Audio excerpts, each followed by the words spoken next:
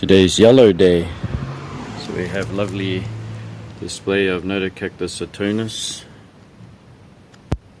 that I bought this plant about 4 or 5 years ago, and having all the extra rain is just going to make it grow even faster. So it's kind of becoming taller because it has reached its limit of growth. It can only grow about up. So these are some of my favorite flowers. And over here we have the Notocactus setaspinus with its fragrant golden yellow blooms with a red throat. And this one has got offsets down there, also there. You can see another one coming up. I still have one more plant of this to bring over and seedlings. And down here is a Chemaceris with a lovely yellow flower today. They benefit from the extra rain. You can see it's put out an offset already and it's got buds. If you have Chemaceris, put them out in the rain. Let them get plenty of water in the summertime. I should repot this one.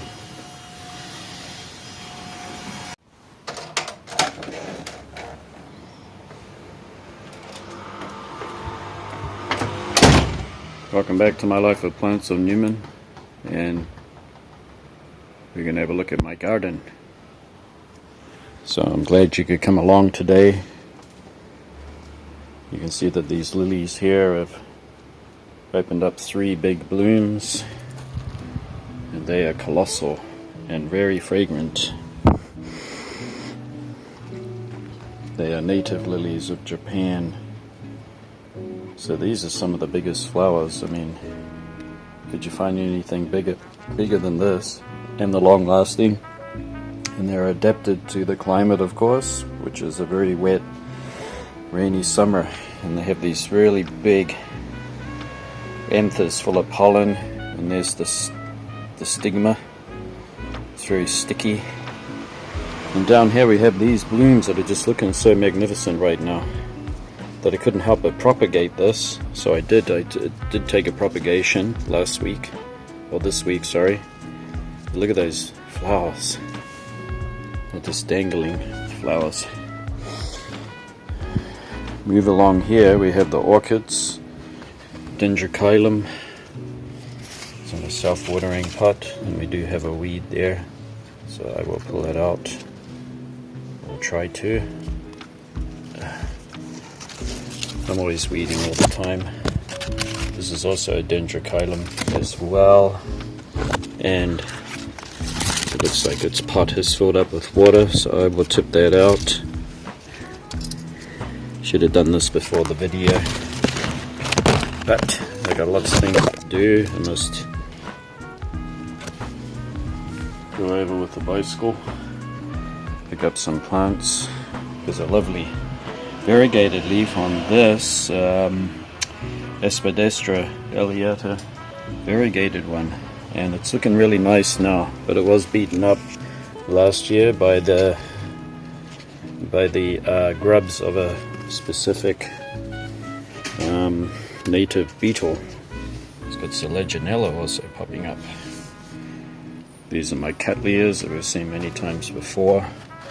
One that I'm really happy with. It's growing a lot of moss in the pot, and it's got one growth coming out and another one. This is Iricolor. I'm hoping it'll flower for me. So they are situated in bright shade. My pet spider there has got a grasshopper to eat. Doing a good job there. So yeah, they're in bright shade, so they are just out of the reach of any direct sun, which is perfect. I'm really happy with that. Here you will see my garden. Here's a praying mantis that's right here on the leaf. These are my flowers on the hosta. which is a lime green. And you have this one here, which is one of my favorites. Since I don't have any indoor plants anymore, I admire my hosta, which is fully hardy to this continent, and it's a native. And I've seen these in habitat on pretty steep mountain faces, and they were close to waterfalls. So they love plenty of water and drainage at the same time, and it's really humid summers here. And they got these coriaceous leaves, or the leathery, and they have these longitudinal grooves in the leaves to make sure that all the water runs off the leaves. They don't get any fungal attack. They're very they never get fungal issues at all. And next to that is this plant here. Seems to be getting some kind of spotting on the leaves. This is a native as well. It's called the half makeup plant in Japanese. It's very insignificant blooms, but fragrant, lovely fragrance. And then one leaf will come out, and it'll somehow clear out all of the chloroplast, so that the leaf turns white. But once it's finished flowering and pollinated and set seed, this will change back to green again. And down here we have my propagation of that begonia that we just saw. My variegated bamboo. A lot of bamboo is native to Japan. This is a dwarf variety. It is very moist there. Coming along, non-native plant. This is the hollyhock. Down here, these are native. I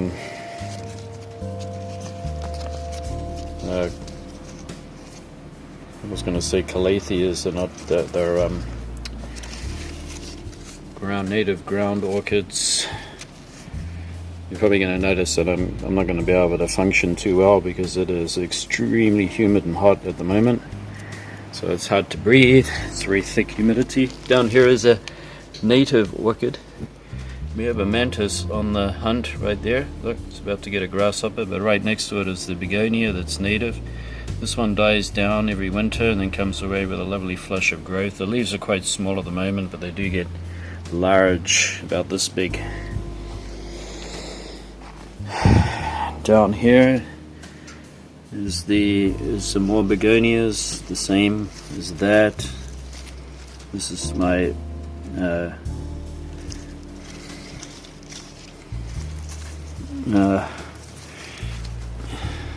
Epipactis thunbergeri. It's finished flowering,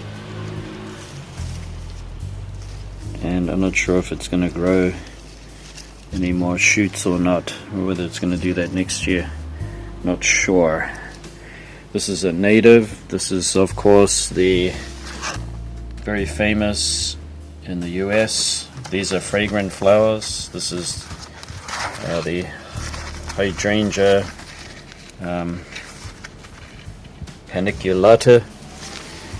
And this one is in growth mode. I don't think it'll flower this year just because it's been disturbed. I did repot it in a lovely big pot surrounded by these shrubs, these native shrubs here. Mosquitoes are hunting me down. Right here for the summer I put out my Ripsalis. It's on here on the clothesline, bottom of the clothesline. Got my nice orchids here hanging out. It's very humid. I repotted this. This is my Hakonekloa macra. It's a native grass in Japan. I can just get your air conditioner going. Sorry, it's not mine. See people that live on the second floor. And this loves humidity and this wet summer. Looks like a plant that grows in the forest. So I put it here in front of the gladiolus, which makes a nice display there, I think. This is my hydrangea that has some multicolored flowers, so glad that I was able to grow one. I will have to wait maybe another year for it to grow big enough to flower. And this is my Calathea macoyana, a tropical plant that I moved over a little bit. And then we've got the philodendron here, common philodendron up above it, just starting to put out some growth now.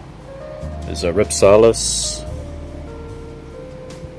could be bassifera, or it could be something else. Very hard to it's very hard to describe or tell the difference between them. Might not be bassifera, might be something else. It's going to go 3-angled stem there. I've had that for years, and I've successfully propagated it too, but I had no people to actually take it from my hands, so I had to get rid of them. Unfortunate. And down here I repotted this, and this is actually native of Siberia or eastern Russia, close to Japan, really close. That's why you can grow here, no problem. Brunera, Alexander Great, and I've described the leaves on this. They're they're actually covered in trichomes, and calcium carbonate and silica is pumped up into the trichomes, and then it sets like crystals, which makes it very rough, and it's a hard surface for snails and slugs to walk on. They really don't like it, and they don't like to nibble it either. So this will be a great plant for those of you living in the northern states who have the big open gardens in zone 4 to 6. You don't mind the cold. They die down in the winter, but they come away with magnificent leaves. And this is just a small plant yet. These leaves can get huge. It has beautiful flowers like forget-me-nots. Thus it's in the forget-me-nots family. We've got my lovely big cane begonia that's called Juanita, and this is going to flower, or it should. And this is lovely and bushy because I actually repotted it and I put 2 cuttings in there to bring it full. I've got my orchids that I've talked about quite a lot already. This one, Dendrobium chrysetoxum, has a lot of new growths coming away, as we know, but I'll do a separate video on that. And as we come down here, we've got this Vanda here, Papilionanda. In this very humid tropical weather, the roots grow really well.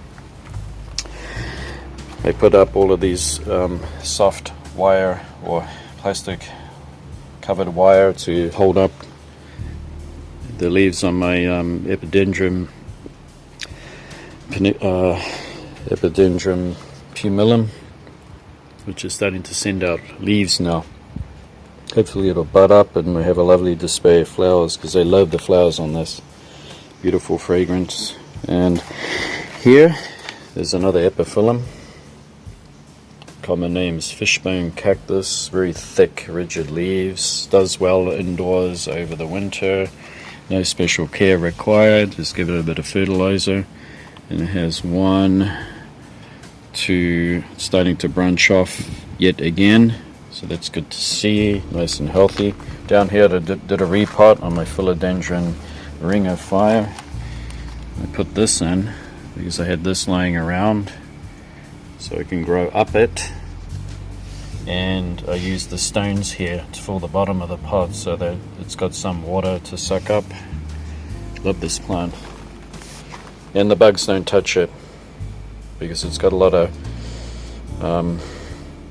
toxins in its sap that they don't care to chew on. I put the Aristonemma up here with that red flower to display this corner, but I can't put too much here, otherwise it'll get cramped up. And then down here I put this ground cover. I keep forgetting the name of it, but I love these flowers on it. This one's a little different than the one I had at the previous place, and it'll crawl out and fill here, and you can walk on it. It's tough orchid area.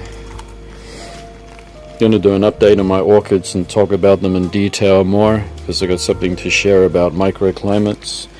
And this is my new feature here that I have put, and we have a new plant which is all throughout the neighborhood, and this is actually in the Campanula family, but I'll put the name on the screen just because I've forgotten. And it's a native, lovely big flowers, and it's got buds coming away. That stem is snapped, by the way, and I bought it at the nursery. I decided to buy it because I thought, well, a lot of people would avoid it, so I thought I'll buy that one. And yes, I tied these branches on. Like I said, I was going to cut them and make an arrangement, and this arrangement is kind of hickory-pickory, not aesthetically well balanced, but I did that deliberately because I just want the garden to look natural. And for now I got some orchids hanging off them, so I just thought, I'm not going to go into detail about names or anything, just to keep this rolling. But yeah, it's got a stand there, and I just wanted something to look natural. Coming around here is a Rhaphidophora tetrasperma, and I put it right here. I thought it would look great, which it does. I put some baskets around because I don't like looking at the pipes. Every part of this garden I utilize because this garden is not very big, as you know. So these are my Ripsalis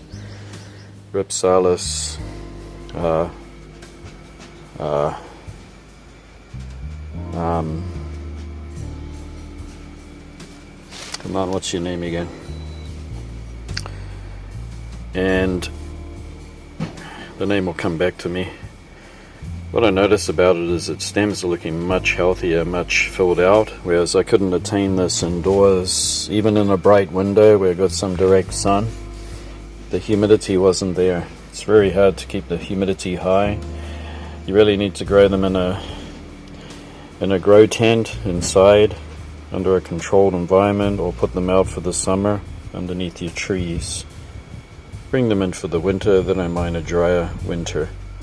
But it's looking much better now, so I'm happy about it. Starting to thicken up. And here's my other one, that's Mesem bromoides, Ripsalis. And what I did notice the other day is how happy it is outside in this tropical humid weather. You can see here, look, the stem is typical dimorphic, meaning it has two kinds of growth. First, it'll send out a straight stem that is bare of anything, void of anything, and then it'll grow the little fat swollen stems off it, or cladoids, which get really fat like that. But to be able to have it get that fat and juicy really requires humidity. Here are my lovely bromeliads, epiphyllums, no, tillandsias, yes. Okay, getting hot now. This one's looking really nice. Look at those new growths coming away on it. Oh, fantastic. So glad I can put them out in the garden without having somebody jump down my throat or get on my nerves or say to me that they don't belong there. That's not what we do in this country. You can't hang them there. Don't do this, don't do that. I am rid of that problem. But the thing is well, actually this garden is about the same size as the garden that I did have, my little piece, except now I've got microclimates, which is great. This one here, look, Tillandsia usinoides, and it flowered so well indoors. I looked after it. I looked after these tillandsias so much. I would take them out. I'd wake up really early in the morning, sometimes 5 o'clock in the morning, between 5 to 5:30, and I go out and drench them and give them a little liquid feed, and I looked after them every day. And finally they're outdoors where they belong, which is fantastic. And I have 2 of them. And I know that they're very common if you live in Louisiana. They dangle all out of the trees. But here they're exotic, and they are a slice of the tropics. Up here we have this bare area here with an interesting fern that's climbing, and you know what? I love it. Look at this thing. It's obviously a native, and it's a climbing fern, and I just think I'm going to bring the trellis over here, move this over a little bit, and put a trellis actually sliding inside that cement brick and have it climbing up, because I think it's beautiful. Even though, and there are a lot of beautiful native plants in Japan, but they're all in the category of weed, and that's just because they're very successful at survival and reproducing. Once again we have another one climbing up. I love it. It can stay. It'll be fully deciduous in the winter, but I will leave it here because I want to make my garden look beautiful. And up here we have this chain, and this chain is connected to a gutter so that the rainwater will trickle down here. And what I want to do is you can buy these rain gutter decorations. I'm not quite sure what you call them, and you actually hang them from your gutter, and the water trickles into the little reservoirs or the little bowls, and then they overflow and trickle down to the next and to the next. And I was going to put one right here because I think it would be really beautiful to actually come up here and see that, and so I was going to do that. And before I forget, I am going to look after that fern there because I like it. Why not? So I'm really, it's not the most natural looking to have pots sitting in the garden, but I'm trying my best to hide the pot, if you can see what I'm saying. So if it's a big bushy plant and I come around here, usually if I look like this, can't really see the pots. It looks like they're in the garden, but that's the look I want to go for. The plant is bushy enough that you don't see the pot. You think that they're actually planted in the garden, which is the ideal. And you can see that pot there, and I'm going to decorate around it to make it look like part of the garden. Yeah, so there are still little things to do.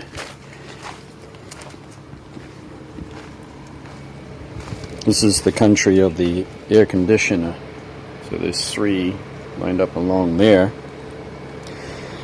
I hate the things. I mean, we need them, but I don't like how they put them to make the place look grotty. But I'm so glad that they're not on this side. So over here, before we go, look at these beautiful things.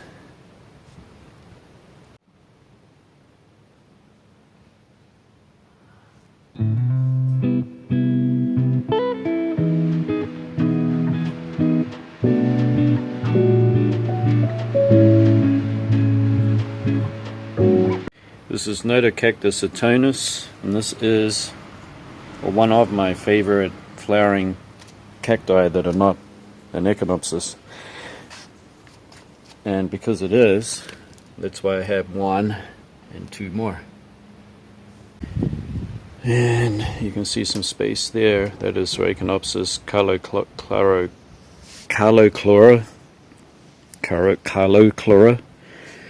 mouthful of a name. You got the my propagation growing really well of the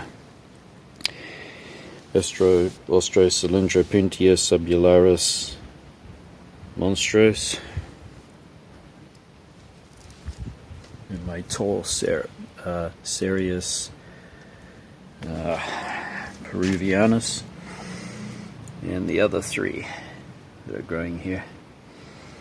And up here I moved over just because of the bicycle needs to come through here, so I moved that slab and I put this one up here higher because I think it needs to be at the back of the garden of cacti here to look good. And that's my big masterpiece of a Notocactus Halcyi, and it gets a lot of water and it loves it.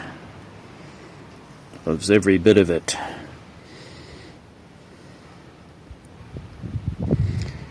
And then over here we have my garden potted specimens. You may recognize a lot of these. I've already introduced them before.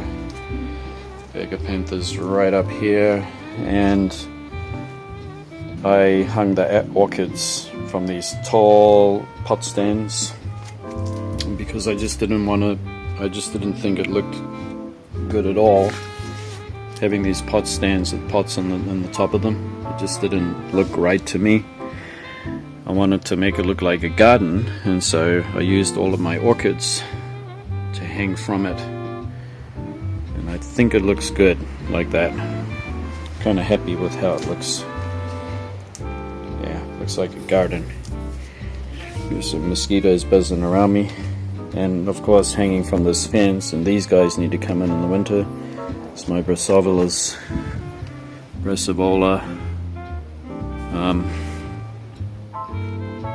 little stars. You can see a new growth coming out there. I've actually never been as healthy as they are now, and this one is Brassavola, sorry, that's Brachycattleya little stars, and this is Brassavola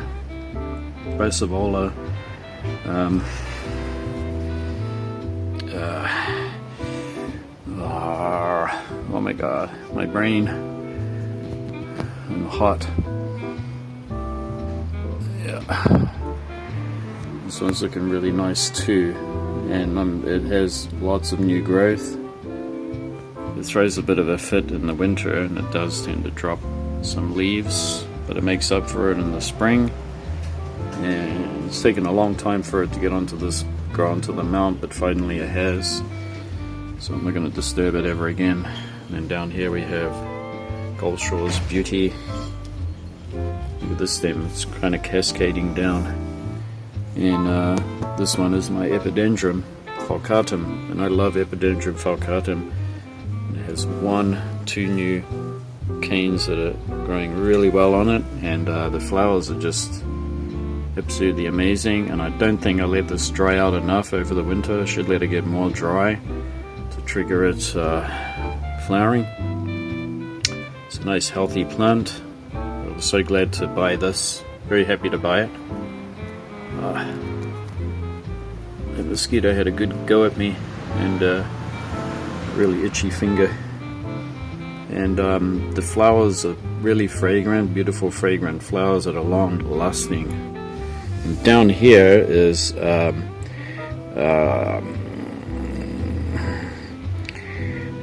Bilbergia nutans, and Bilbergia nutans is hardy right down to -5 degrees here. It's hard to believe, but it is. So it's the only bromeliad that can stay out here. It's growing really well.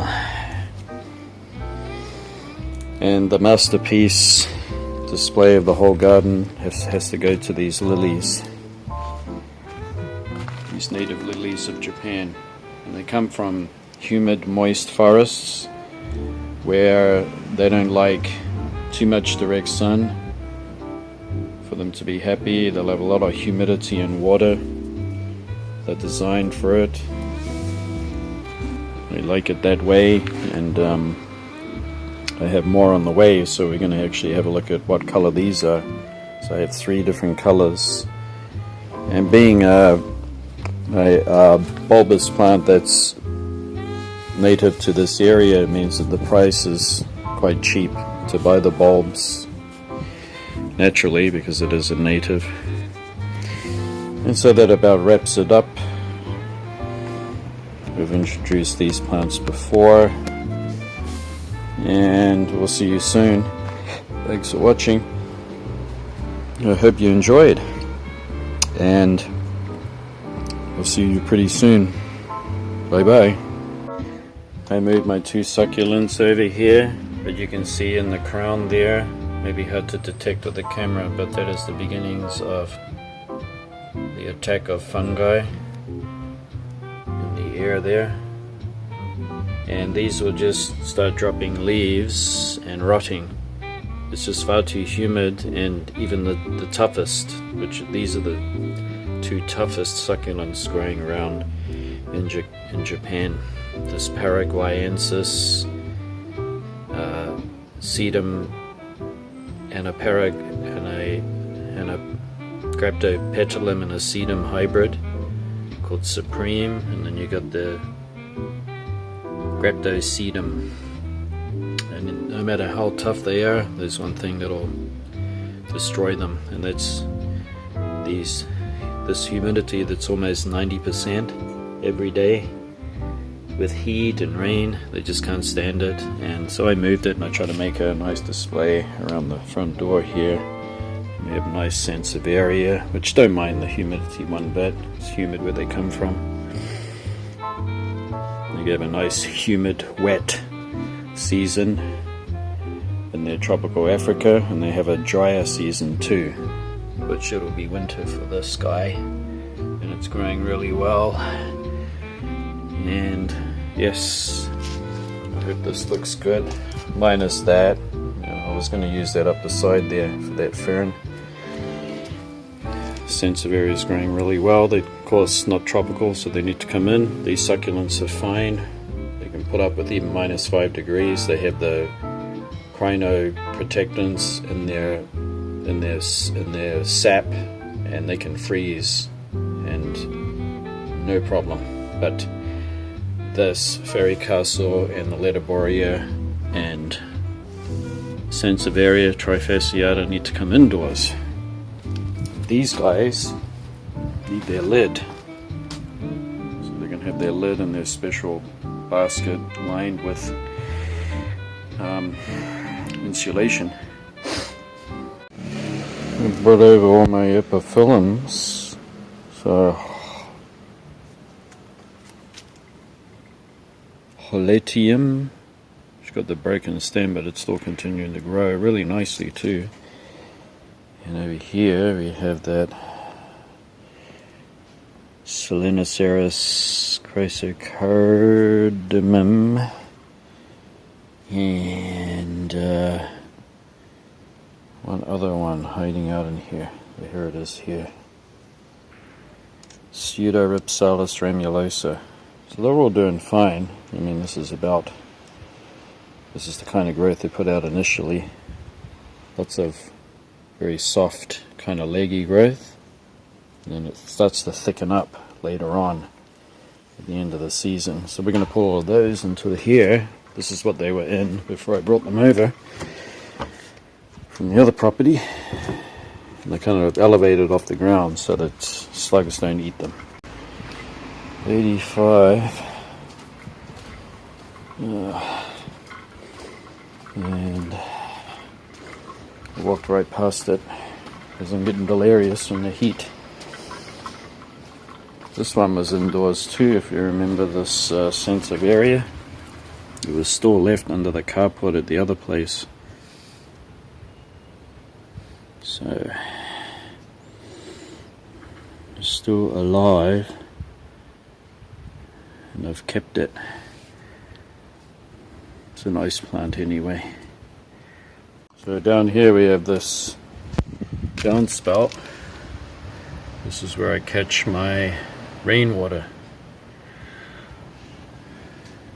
I have nothing but pure rainwater in here, and I emptied out these pitchers on the Saraceni, and it reeked. It was full of pill bugs. And I washed them, and they got caught in the drain here, and I threw them in the garden. It was absolutely stinky.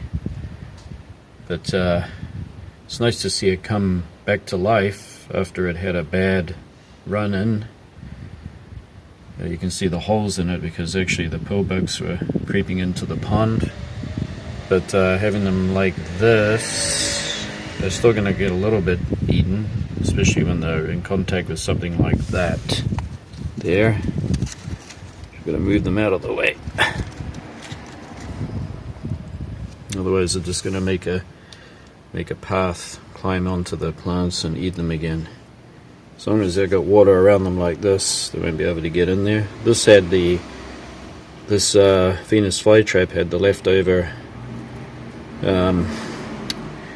flower spikes on it, and I've since cut them off. Give it a chance to grow some more. But they go through phases, you know, they put out nice pictures in the spring, and then they'll have, as they get into the autumn, they get rough and rugged looking, but that's normal. But I don't know if I'll keep them here or not, just because I like to put my watering can here to catch the water, so it might cause a little problem, but I'll get around it. The water's going to kind of overflow this and then go into these other two ones. That's what I hope will happen. The gravity will run off into these and fill these ones up, so they get fresh water all the time. And it's got that climbing fern there. Alright.